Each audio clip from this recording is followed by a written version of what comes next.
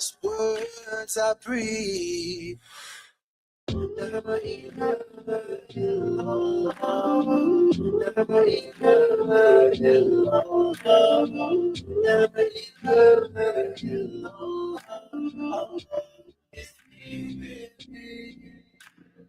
River to the ocean, could never turn back. I traveled a lifetime back, but the world was out of focus. But he brought me back. I pray I stay on track. He don't need me to worship, but I feel so out of place if I haven't honored my Lord at least 5 times a day. In the name of Allah, I will worship. Tunes are banging here this afternoon with the DJ Asif on the technical side here.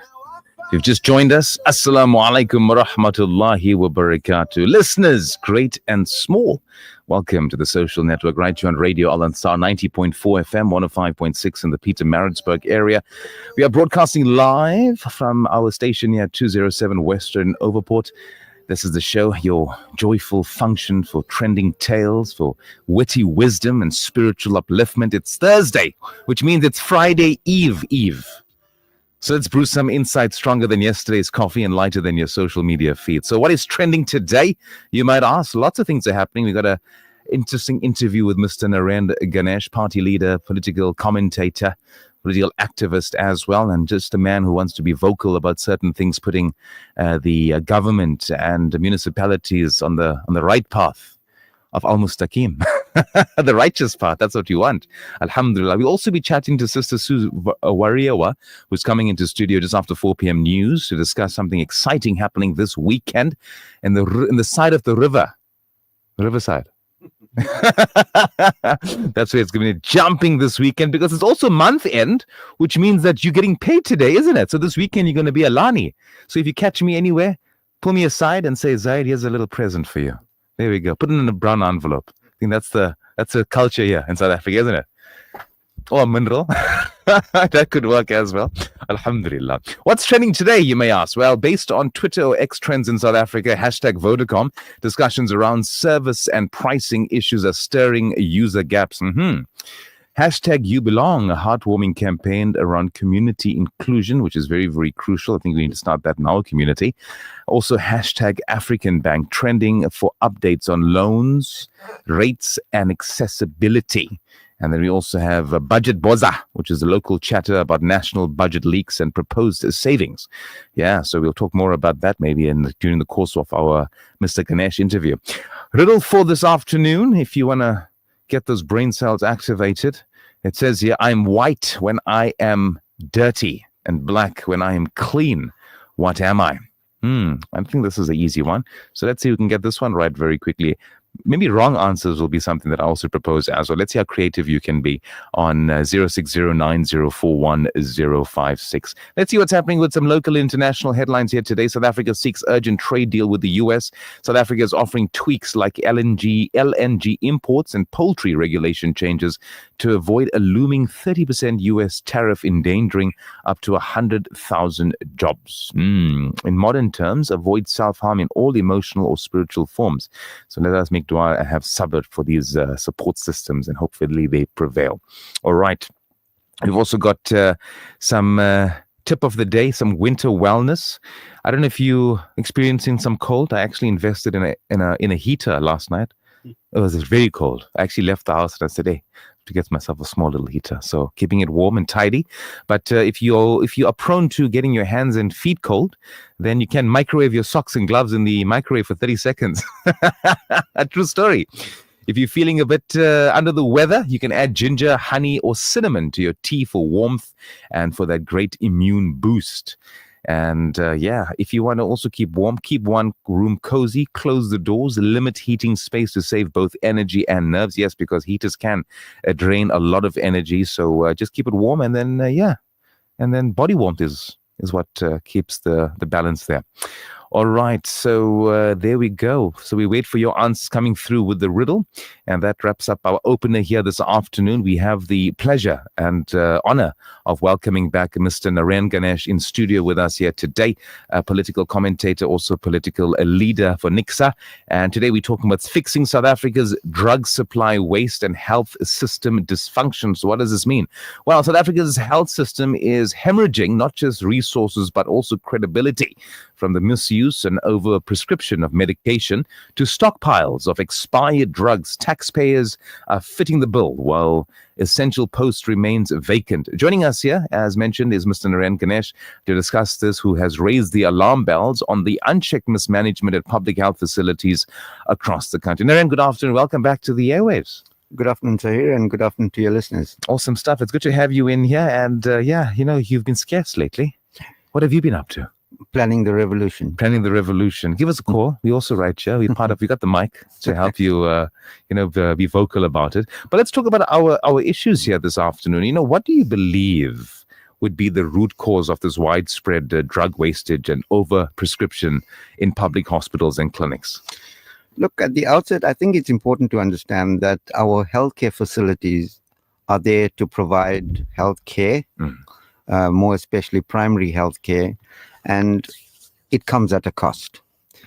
But what is happening lately, or not lately, over a period of time, is that many of our hospitals, rural clinics, CHCs, example, are having a situation where patients are coming in for a particular condition, being treated by the medical practitioner or the nurse, and they are being prescribed medication in the dozens. Now, I've done some research with certain facilities, and I cannot mention them at this point in time. Are these government hospitals? Yes. Okay. I only speak of the state. Okay. The private hospitals, that's a different matter. So, The patient comes there for a condition, say a cardiac condition, and obviously treated and diagnosed and is prescribed drugs.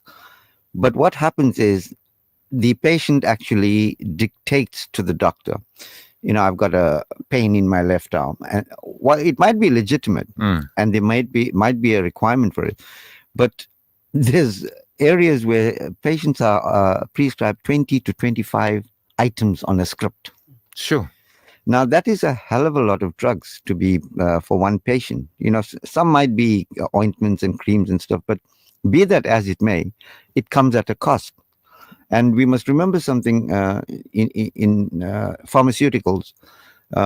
Pharmaceutical companies have, with the advent of new technology and stuff, they have come about with what we call combination drugs, where two drugs are combined in one for one particular condition. But in the state sector, there's no more of those combination drugs. They give you individual drugs. And what happens then is the patient takes the drug. The patient might not necessarily be compliant in terms of taking the drugs as prescribed.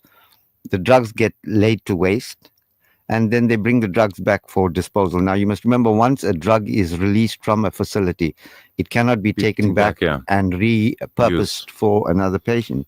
And that becomes a problem. There's major wastage in that respect. So when you say the patient is prescribed the different types of drug treatments, that you say, like sometimes even up to 28 drugs per patient, so is the cost left to the patient, or is it given by the hospital? No, there's no cost to the patient. Okay. There's no cost. So it's just wastage. It's just wastage. And what we must also remember is, in a lot of these facilities, especially the clinics and stuff, we have sessional doctors. These doctors might have private practices, and then they do a 2-3 hour session at the hospital. So they come in there, they do this stint, and they go away. That cost is not affecting them, at all. They prescribe that. And what some personnel have told me, they've actually seen patients dictate to the doctor, I need this doctor, I need that doctor, and the doctor writes it up. And the pharmacist has to issue those drugs as when the script is presented at the pharmacy. And then there's a lot of theft of medication. the problem that I'm having with this theft of medication, it's not a new thing. It's been there all along. But we do not have strict controls about movement of personnel, proper checks and balances. And a lot of, and dare I say, and I want to be careful about this, I've been told that there are some sessional doctors, not all, there are, well, we can't name them, but there are a few that take drugs from the facility for their own private practice. Now, obviously, that has to be investigated. These are merely allegations. They at this point, nothing's confirmed. Yeah. So in that respect, there's a lot of wastage, lot of thuggery, Tembisa Hospital that resulted in the death of Babita Dukaran is a clear example of how misuse of tenders and the theft of drugs have cost the state and the taxpayer billions, literally billions of rands. So it is a very difficult situation we face, and more especially, if I might add, we are in the process of this national health insurance, which is to provide medical assistance to all South Africans, which will cost in the region of about 850 billion rands per year. And that money has to come from somewhere.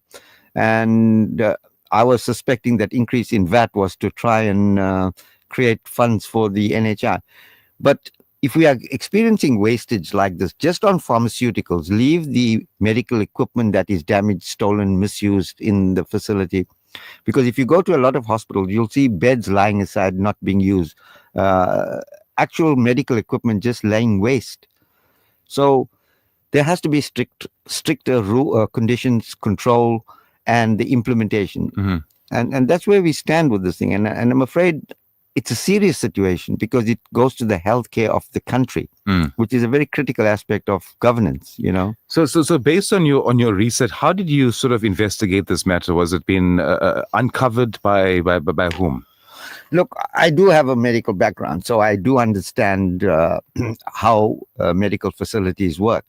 And I've got a lot of friends who are in the medical profession, both primary healthcare, state and private.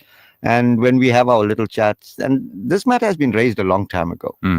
And I've brought it up once or twice with when Dr. Arun Matsaledi was the minister previously, before the last term. He was still a minister of health. And, my studies was at the Medical University of Southern Africa.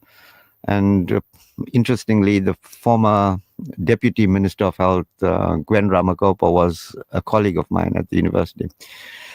So what has happened is, when we talk about this thing and they mention these things, so I call people at the different facilities. Obviously, they speak on the basis of anonymity because it's a serious situation if you put yourself up in front. And I'm not afraid to say it, because when we talk on behalf of the country, we should not be afraid. And if there's wrongdoing, we call it out. So once I get the information, I contact a specific person. I put the facts down to them. The truth is, they agree totally, and they give me further information that they witnessed. They are actually having first-hand experience of this misuse and misappropriation and thuggery that goes on at their facility.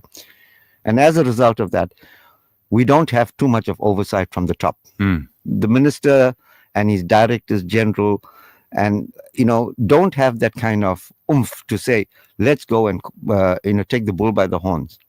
They're all afraid of something or want to pacify somebody else. And the food chain is quite long in thuggery, So that's where I'm afraid we stand. And if we don't call it out now, we're going to pay a price down the line, because this becomes a generational thing, passed from one generation to the other like a relay.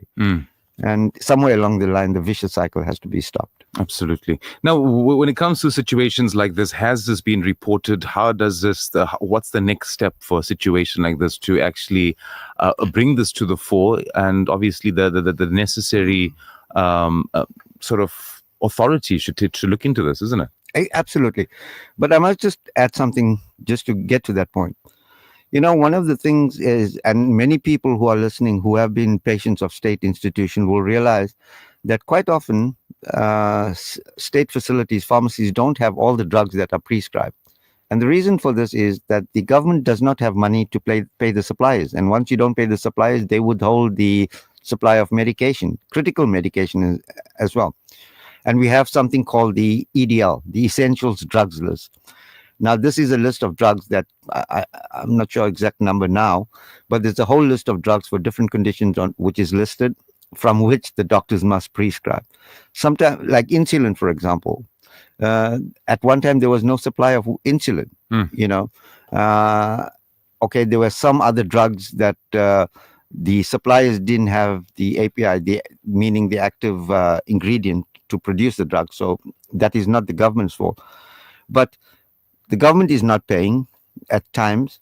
The patients are being prejudiced.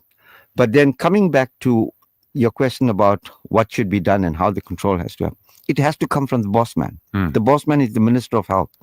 If he does not have effective, efficient methods of implementation, if he is not getting his directors general to act upon the personnel and their subordinates lower down the line, we're going to constantly roll this ball like a snowball. And the longer it rolls, the bigger it becomes. We have clinic and hospital managers sometimes who are nurses, who don't have actual managerial skills. And that comes down to the thing about cadre deployment, racial appointments, which at this point we cannot afford. We simply cannot afford incompetencies at levels that are supposed to exhibit great management skills, great control, great fiscal control, so that everybody, especially the taxpayer and the patient, benefits from this good governance of state facilities. So where to from here? Well, I would hope that I've written a letter to the Minister of Health just to whet the appetite, as it were. I'm planning on engaging with different political parties to get them to put pressure on the minister, to tell him, look, change the system right at the bottom. Because once you cut the rot out at the bottom, we will find the efficiency, the effectivity, the cost cutting, and if we don't become frugal at the bottom, where else do we start? It's right at the fundamental area of the patient, the end user. So the minister has got a lot on his plate to change. He can't just walk around just visiting facilities. Oversight, active, serious oversight must be done on a regular basis at different facilities to ascertain what is the problem, what is going wrong. You know, telling a facility you're coming to visit them on Friday, what does the facility do? They get prepared. Everything is hunky-dory, but it is not. And I can assure you, any state facility, and I'm not condemning state facilities, there are many good administrators, there are many good doctors, many good nurses, etc., etc. But the methodology of control, of fiscal control, is not there. This overprescription of medication is a serious problem throughout the country. I mean, if one facility tells me sometimes doctors are prescribing a shopping basket full of stuff, they call it polypharmacy, where you have many items on the list. Imagine it happening at the thousands of facilities throughout the country, and you multiply that on a daily basis by the rand. We are losing a lot. And if we don't stop it, then we can't complain, because the Department of Health always complains that they have no money.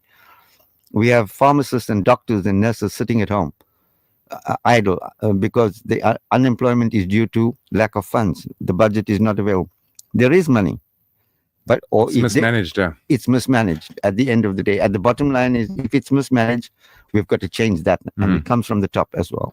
Absolutely. What about opposition parties? Have they sort of looked into this? Have they made a noise about it? They have. But I think we need to be more forceful, especially that this whole system of national health insurance is coming into place, because it's going to be a major cost to the country.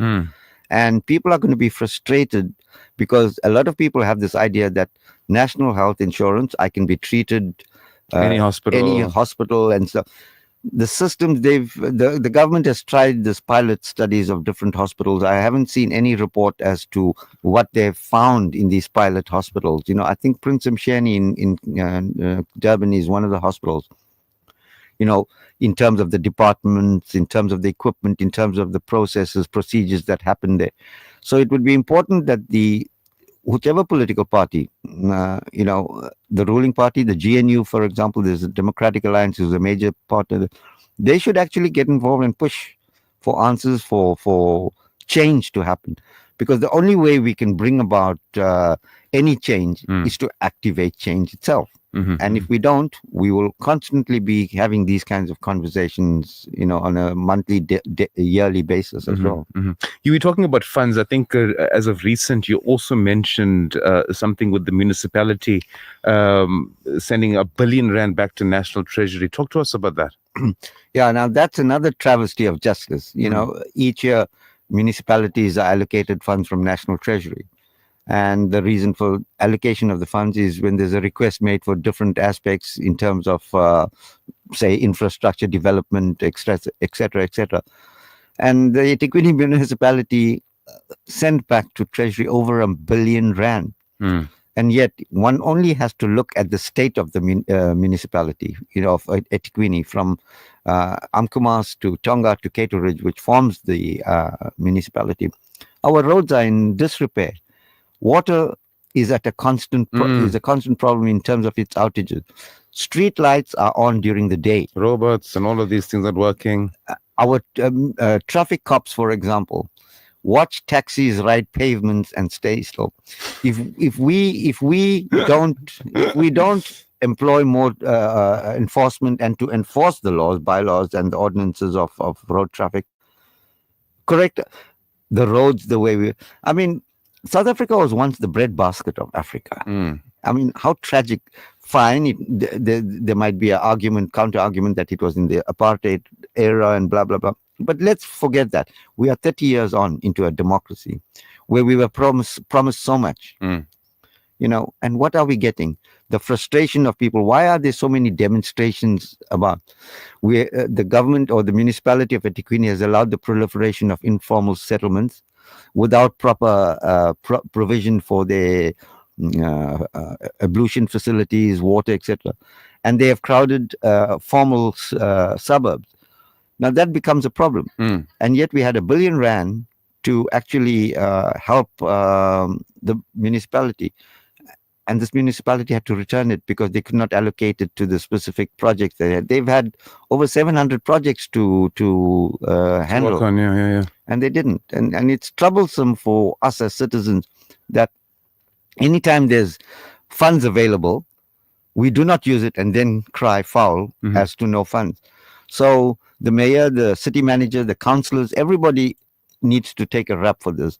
And this is my caution to the citizens of eThekwini and the country, perhaps. We're having local government elections next year.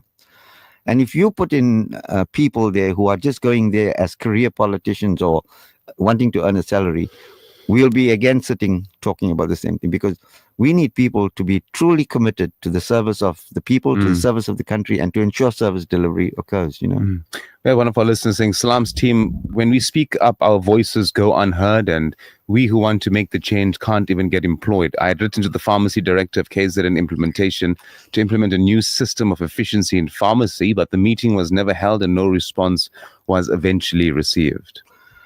Can I respond to that? Of course, yes. Yeah. Now, I empathize with the listener, because the head of pharmaceuticals here is Vusi Dlamini.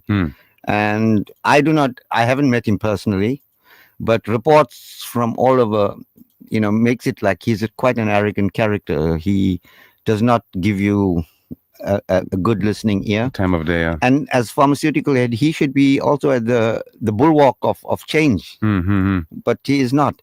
And I'm afraid there's a lot of pharmacists sitting. I know of a facility where the supervisor took another job at a hospital. And that facility is now just running on a pharmacist and an assistant, seeing over 250 patients a day at times. Now, how does the person work like that efficiently? And there was no interns, pharmacy interns appointed to that facility. And many of them are sitting at home. What's the problem? We don't have the budget. How can you provide a national health insurance system when you don't have the budget to provide actively qualified personnel into facilities that need them desperately to serve? So I empathize with the listener. It's not a nice situation to be in. But my suggestion is persevere. Pile on the emails. Prepare the paper trail. Because one day, sooner rather than later, we can use that paper trail to tell the department, look, these are the people that have tried, and you've just told them there's nothing that can be done. Very, very sad indeed. One more comment from one of our listeners, Islams. It's Lutfia. I use my local clinic since unemployed and been on chronic medication. I'm on meds for hypertension. When I was given, I think it's ibuprofen. Because of severe hand pain due to carrying water. And I asked for paracetamol for a headache. The nurse said, choose one.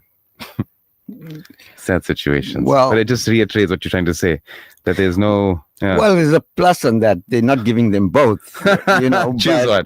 But I don't know if the patient knows the actual aspect of the drug to say choose one. The active ingredients are different at times as well. Absolutely. So just to edit off, we've got about 5 minutes left before we break for the Azan and conclude our interview here this afternoon. So coming back to sort of the municipality with the, but we all are in WhatsApp groups of the community groups. People are complaining. You're saying, okay, we've reported this problem, whether it's a power outage in this certain area, whether it's a water outage, contacting the municipality, and it takes like sometimes days. Every day you're seeing somebody saying, oh, my water's off from 8 p.m. till 3 a.m. in the morning. I don't know who else is having that problem. So there's problems. There's money. Money is not being spent. Why is it not being spent? Incompetent management. Quite often people who are not qualified to control a department or a system are appointed. And what's the sad part about that, and where monies are being misspent, is quite a few of the competent people are taking the packages from the municipality and then are being re-employed as outside consultants. And that comes at a good price, So they take a massive package out of the municipality and then they come in as consultant.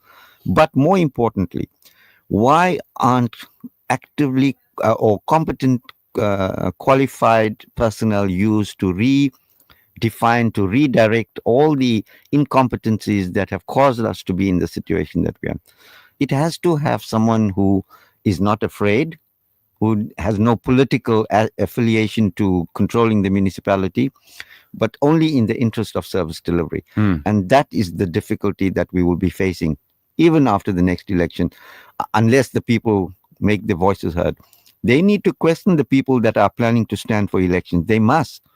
And they must hold them accountable.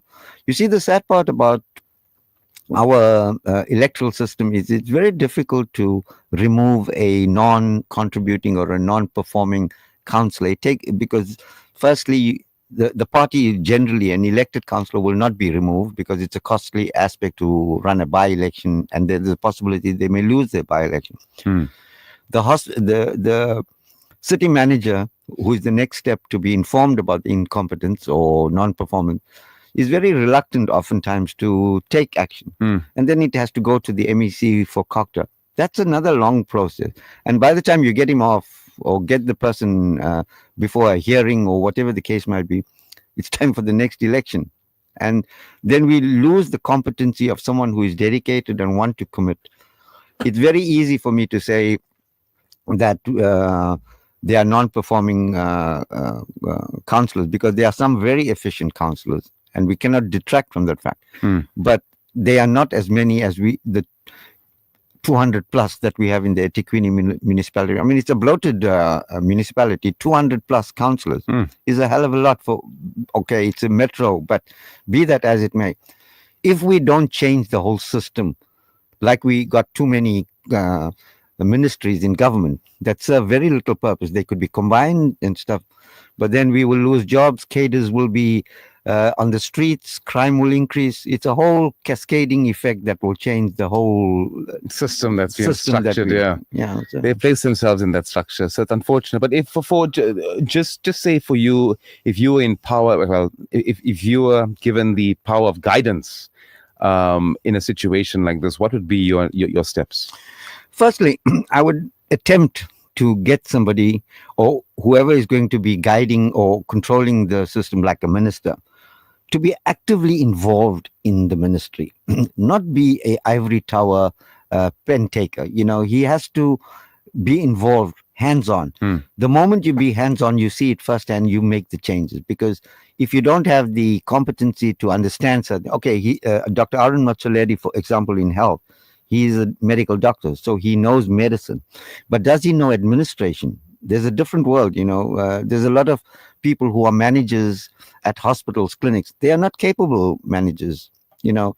I don't want to denigrate them into incompetencies, but if we see how some facilities are being run, it's a problem. So if I had to guide someone into running a health ministry, for example, start on the top, get involved, look at where the problems are. The think tanks that we're supposed to be having at different levels, at state level, at local level, at provincial level, at national level, is not happening in any of the governmental departments. So if we don't get competencies or competent people, dedicated people, committed people, we will see the rot continue for a very, very long time. And I'm afraid the healthcare, like I mentioned earlier, is a very critical aspect of any country. It keeps the country going, as it were. And if we don't do that with this impending NHI, that NHI is going to be a failure in time. Sure. And thank you so much for joining us here. That's our time for this afternoon. Anything else you'd like to add before we conclude? It's my appeal to the general public. Please get involved in our civics, in our politics. We don't want you to be politicians or whatever, but get involved. Put pressure on the people that have taken up positions, who are in the position, and don't be afraid to speak out. I know our lives are important, and people are being threatened, but there are many ways of whistleblowing if you know of things that are happening, and go for it. Report where necessary, even if it's clandestinely, because if we don't, then nothing happens. And that's my appeal. Please get involved in civil societies activities, especially in the areas that you live in as well. NAREDH, thank you so much. That's NAREDH Ganesh, a political commentator as well as party leader, and joining us here this afternoon to talk about the problems that we face in our municipality and our healthcare system. Thank you so much, sir. It's time for us to go for your Asr Azan, and then thereafter will be the 4 p.m. news, and then we joined with Sue Wariawa to give you some exciting news, what's going to be happening and what's going to be jumping this weekend. So stay tuned for that. Radio Ansaar. This Adhan is sponsored for the Isale Sawab of Marhum Muhammad Farooq Latib and all Marhumeen. May Allah subhanahu wa ta'ala grant them the highest abode in Jannah.